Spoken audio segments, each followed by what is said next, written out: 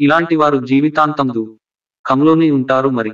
ఆచార్య చాణక్యుడు తన చాణక్య నీతిలో జీవితాంతం కంతో ఉండేవారి గురించి చెప్పాడు. అలాంటి వారు జీవితంలో సంతోషంగా ఉండలేరు. ఆచార్య చాణక్యుడు గొప్ప రాజనీతిజ్ఞుడు, దౌత్యవేత్త. విష్ణుగుప్తుడు, కౌటిల్యుడు అని కూడా పిలుస్తారు. మౌర్య సామ్రాజ్య అభివృద్ధిలో ఆచార్య చాణక్యుడు ముఖ్యమైన పాత్ర పోషించాడు. అతని ఆలోచనలు, పాఠాలు నేటికి సంబంధితంగా ఉన్నాయి. చాణక్యుడి విధానాలు చాలా ముఖ్యమైనవి. ఆయన చెప్పింది పాటిస్తే జీవితంలో సంతోషంగా ఉండవచ్చు. జీవితంలో విజయం సాధించాలంటే చాణక్యుడు సూచించిన విధానాలను అనుసరించవచ్చు. చాణక్యుడు ఇచ్చే ప్రతి పాలసీ మనిషి తన జీవిత లక్ష్యాలను సాధించడానికి స్ఫూర్తినిస్తుంది.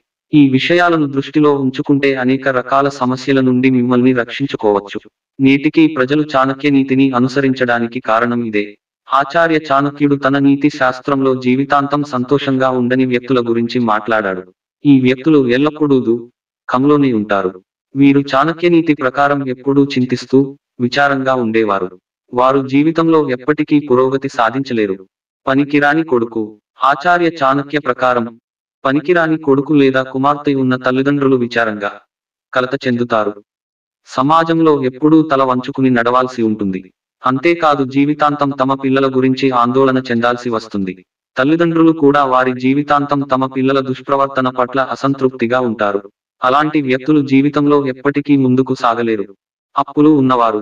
ఆచార్య చాణక్యుడి విధానాల ప్రకారం అప్పులు ఉన్నవారు ఎప్పుడూ అశాంతితో ఉంటారు. వారి కుటుంబ సభ్యులు కూడా ఎప్పుడూ సంతోషంగానే ఉండరు. అప్పులు తీర్చడానికే జీవితాంతం గడుపుతూ ఉంటారు. అప్పుల్లో కూరుకుపోయి జీవితంలో ఎప్పటికీ విజయం సాధించలేరు. స్త్రీల ప్రవర్తన. చాణక్య నీతి ప్రకారం స్త్రీల ప్రవర్తన సరిగా లేని ఇళ్లలోని వ్యక్తులు ఎల్లప్పుడూ విచారంగా, అశాంతిగా ఉండాల్సి వస్తుంది.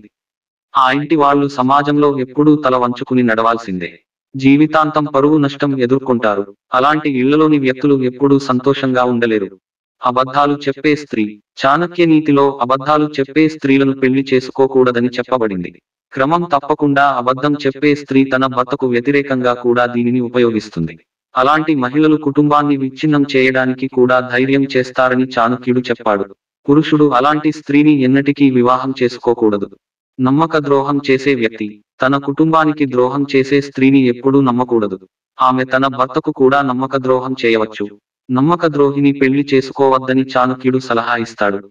అలాంటి స్త్రీలను వివాహం చేసుకుంటే భవిష్యత్తులో ఆమె భర్తను మోసం చేస్తుంది. మీ వివాహాన్ని నాశనం చేస్తుందని చాణక్య నీతిలో ఆచార్య చాణక్యుడు వివరించాడు.